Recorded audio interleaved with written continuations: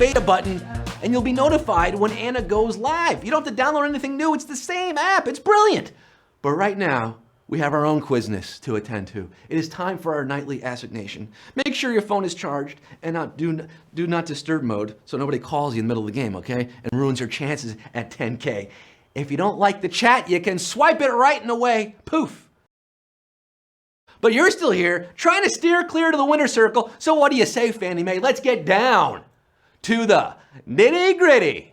Let's get this show on the road. Numero uno, the HQ 500, no, 100 begins now. Celebrities entering an award show often walk on what? Yellow bath mat, red carpet, or green linoleum. This ain't no car race. It's the HQ 100. Now, they might practice on yellow bath mats or green linoleum, but on the big night when the Klieg lights and celebs on the red carpet DM for 465,248 of you, over 500,000 started with us. We're following the yellow brick road off to see the Quizzard at Q2. White and dark chocolate mixed with crushed candy cane pieces is known as peppermint what? Bark, snort, or yodel. Have you eaten up all your holiday candy yet, or are you holding on to a secret stash behind the headboard? If you do happen to have any peppermint bark left over, save some for old Scotty. Bark, bark, bark, bark. 440,111 staying minty fresh tonight, barking up the right tree to question 3. But before we get there, don't you hate Mondays? But don't you love movies? Oh yeah, that's why we do Movie Monday here at HQ. We're balancing it all out. We're doing it mañana. Might be asking about Stanley H. Kubrick, maybe Quizton Tarantino. There are gonna be snakes on a quiz tomorrow at 9 p.m. hosted by the big Rogowsky. But tonight, back to the HQ 100 and Q3. A small region of facial hair between the lower lip and the chin is often referred to as what? Bermuda face triangle, treasure zone, or the soul patch. What do you say to that little number? Whether paired with a mustache, like Frank Zappa, or Mark Maron, or the highlight on an otherwise hairless head like Howie Mandel, one thing's for certain, Alan, any self-respecting stylish man should be rocking a flavor saver, aka soul patch. Oh, 397,915 patching things up tonight. You got soul, but you're not a soldier. You're getting Q4. Portugal mainly lies in what direction from Spain? West, north, or east? This is Portugal, the question. Portugal, the country, is so hot right now on my Instagram feed. I was there last month myself, living it up in Lisbon, so I could tell you from personal experience that it's located adjacent to Spain on the left-hand side. West! Past the Dutchy on the left-hand side. West is your answer. Go west, young HQties. All 276,802 of you getting Q5. We're starting to whittle you down there. Just about half from original total left in the game. Q5. Contact lenses are designed to fit right up against what body part? Molar, cornea, or patella? Now these take some getting used to, believe you me. That whole touching your eye part, ugh. I've been wearing contacts for 24 years, kids, placing them snugly over my cornea. I'm doing it right. I'm touching I have contact lenses in there. Don't worry about it. 299,442 of you can't give your cornea. You're moving on, seeing clearly now to Q6. By definition, an ad hominem argument is one made against what? Optimism, person's character, or logic. And I'm gonna need some contact solution, because I just clouded up my own lenses. I did, with my oily fingers. Ad hominem attacks are what people and certain presidents do when they know their arguments on substance just don't hold water. It's an attack on the other person's character or personal details rather than the argument itself. It's basically Twitter in a nutshell. 169,076 of you attacking Q7, 136 of you. What are you, morons? No. See, that I was demonstrating an ad hominem attack. No, it was a tough question. You're very smart. And maybe you have an extra life to kick you back in for Q7. The hit song Get Lucky features Pharrell Williams with what face-obscuring act? Marshmello, Daft Punk, or Deadmau5? Not Deadmau5, as your grandma thinks. We're up all night till the sun. We're up all night to get some. We're up all night to get lucky. It's the song of the summer of the century. Thanks to big hat wearing Pharrell and helmet wearing Daft Punk.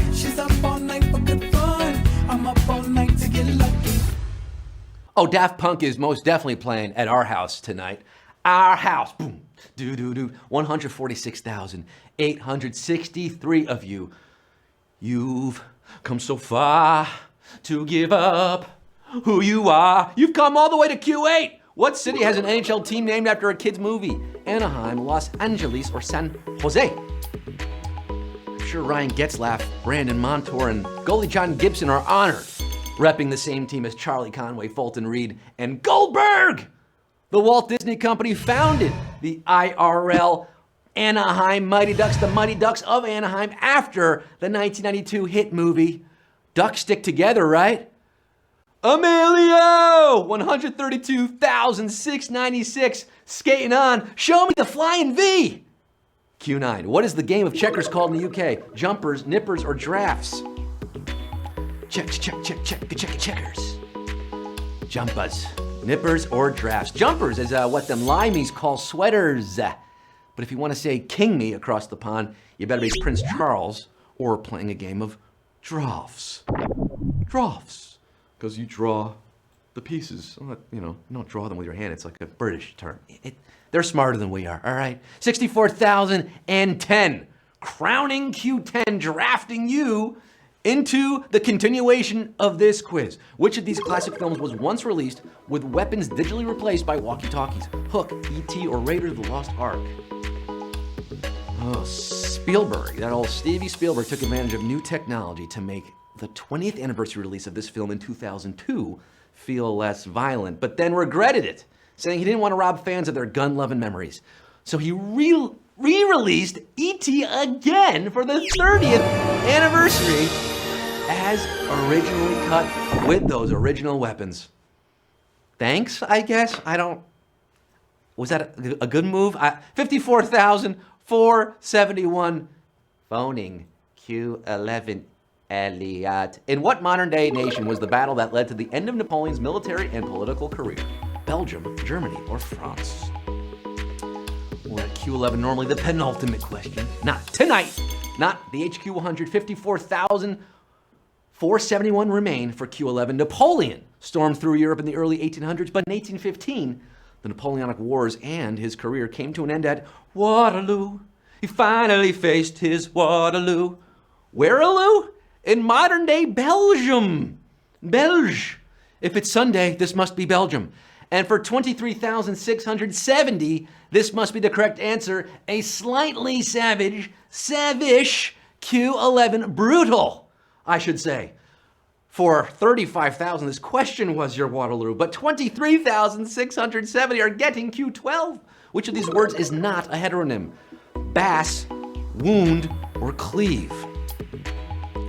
Bass, wound, or cleave. I could also pronounce, I could also say bass, wound, and cleave, but see, that gives it away because heteronyms are words that have different pronunciations and meanings, but the same spellings, like bass, bass, and wound, wound, whereas cleave has more than one meaning, to split from or stick to, but they're both pronounced the same. 21,097 cleaving to this quiz, although we have cleaved 13,000 for getting this wrong. You see, you can use it both ways and they're opposite meanings. It's a crazy word. Q13, Sandra Bullock has starred with her co-lead from which film more than once? Gravity, Speed, or The Heat? Pop quiz. Hot shot.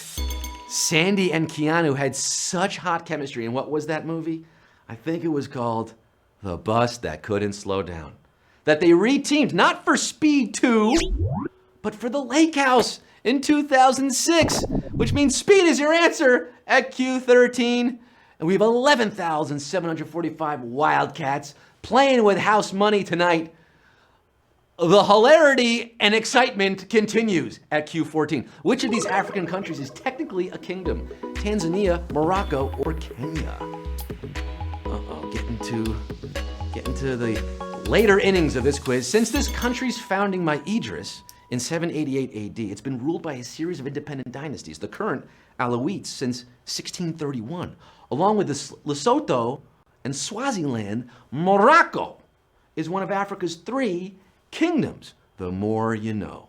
9,605 got this one right. You know Casablanca? That's in Morocco. 9,605 could be making Casablanca tonight. Moroccan and rolling on to Q15. Shakespeare's Macbeth includes the mention of a forerunner to what modern holiday treat? Eggnog, hot toddy, or candy canes? The doors are open, and the surfeited grooms do mock their charge with snores. I have drugged their possets, that death and nature do contend about them, whether they live or die. Lady Macbeth poisoned the posset, a curdled and spiced milk beverage which evolved into eggnog. Yeah, the guards drank the posset. Oh, it wasn't a good night for those guards. 3,447, bending the elbow, throwing back some nog. They got some noggins on them. You're getting Q15 right now. Remember, well, we're past Q15 now. You can no longer use extra lives at this point. No safety nets. It's all or nothing here. Sudden death overtime for 3,447. We're trying to get to the HQ 100. $10,000 on the line. Q16. Which Canadian city is not the capital of its province? Vancouver, Edmonton, or Toronto? Oh, Canada, that home and native land. For some HQties out there, maybe some of you left in this game. If you are, this one should be easier for you. Toronto is the capital of Ontario. Edmonton, the capital of Alberta. But while Vancouver is British Columbia's largest city by far, it's not the capital. That would be Victoria. Banana, Victoria. And we just cleaved another 2,000 from the quiz, leaving us with 1,381 on another savage question. 1,381 could be victorious. Yeah, I'm stingy with the savage questions tonight. They got to be really savage on the HQ 100. We have 1,380 left for Q17. Someone who provides an unwelcome distraction is sometimes called a person from where? Piltdown, Porlock, or Perdition.